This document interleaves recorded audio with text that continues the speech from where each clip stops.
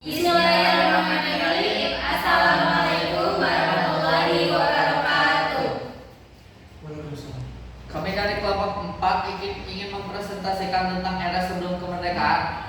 Sebelumnya ingin memperkenalkan diri. Nama saya Ramadi Putra. Saya Muhammad Tani. Saya Rafi Alfiani. Saya Munai Risa. Saya Memang Melani. Saya Indira Setiawan. Latar belakang. Sejarah Indonesia meliputi suatu tentang waktu yang sangat panjang yang mulai sejak zaman prasejarah berdasarkan penemuan manusia Jawa yang berusia 1,7 tahun yang lalu. Periode sejarah Indonesia dapat dibagi menjadi 5 era.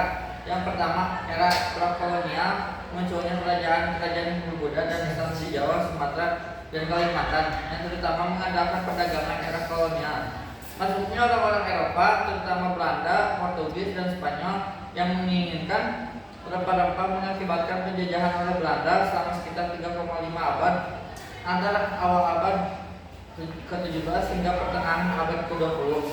Era kemerdekaan awal pasca proklamasi kemerdekaan Indonesia 1945 sampai jatuhnya Soekarno 1966, era Orde Baru 32 tahun masa pemerintahan Soeharto 1966 sampai 1998, serta Orde Reformasi yang berlangsung sampai sekarang.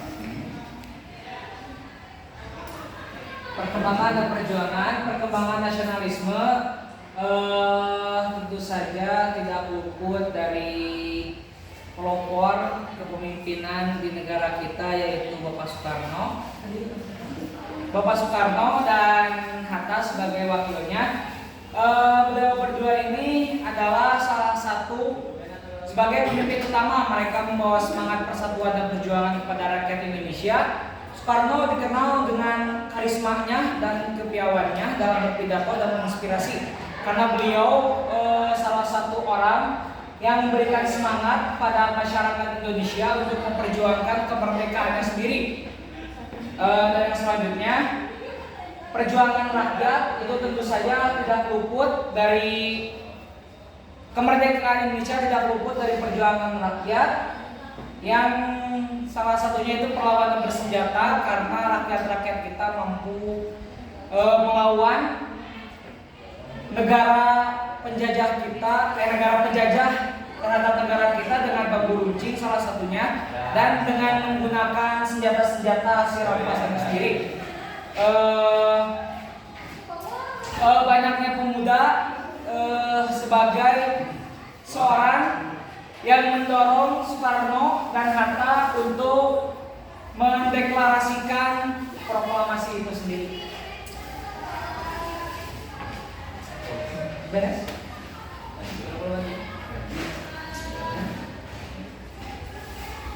Yang selanjutnya ada organisasi dan gerakan. Di sini organisasi dan gerakan politik, diantaranya ada Budi Utomo, Sarekat Islam, dan Partai Komunis Indonesia dalam memperjuangkan kemerdekaan.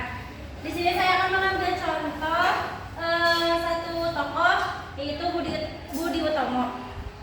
Jadi Budi Utomo menjadi pelopor kesadaran masyarakat dalam merintis perkembangan yang harmonis bagi negeri dan bangsa Hindia Belanda. Pada saat itu, Budi Utomo hanya memperkembangkan pendidikannya di negara Hindia dan Belanda. Budi Utomo juga meminta kepada pemerintah Hindia Belanda agar bisa memberikan beasiswa agar bisa belajar ke negeri Belanda. Organisasi Budi Utomo menjadi inspirasi dan penggerak pemuda untuk bersatu dan membentuk berbagai organisasi kepemudaan lainnya.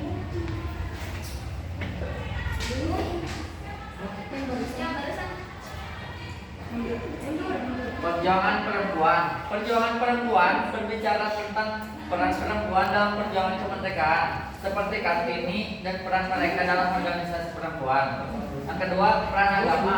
Peran agama dalam memperjuangkan kemerdekaan, seperti peran ulama dan pemimpin agama dalam memobilisasi masyarakat.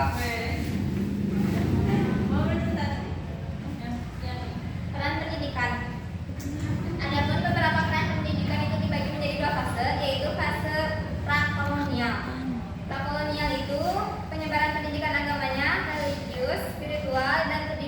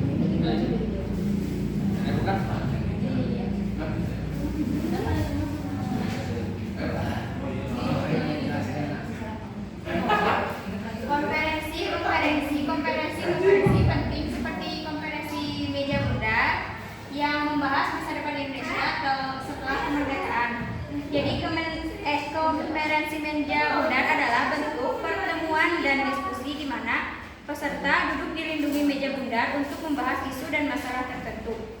Konferensi ini biasanya dilakukan untuk mencapai kesepakatan atau solusi yang adil dan berdasarkan musyawarah antara semua pihak yang terlibat.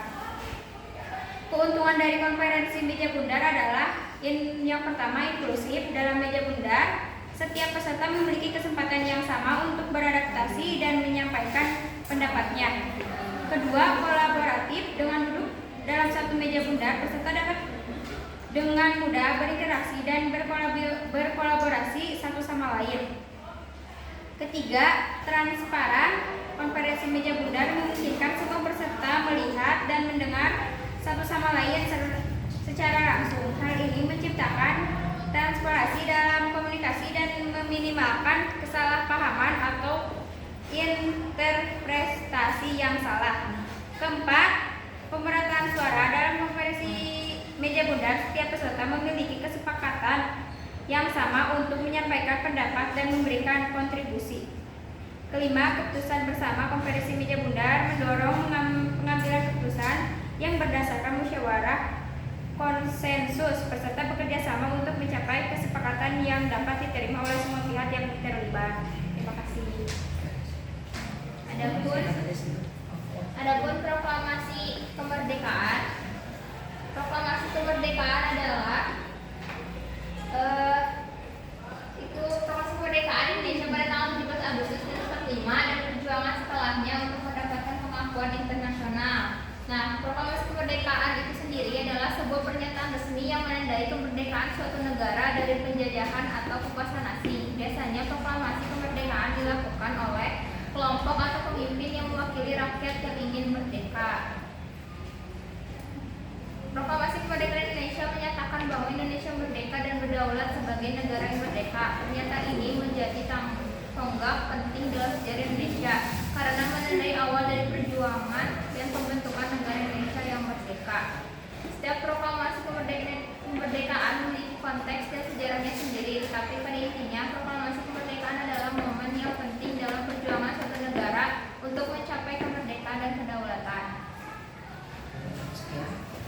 Mungkin cukup sekian dari kami. Wassalamualaikum warahmatullahi wabarakatuh.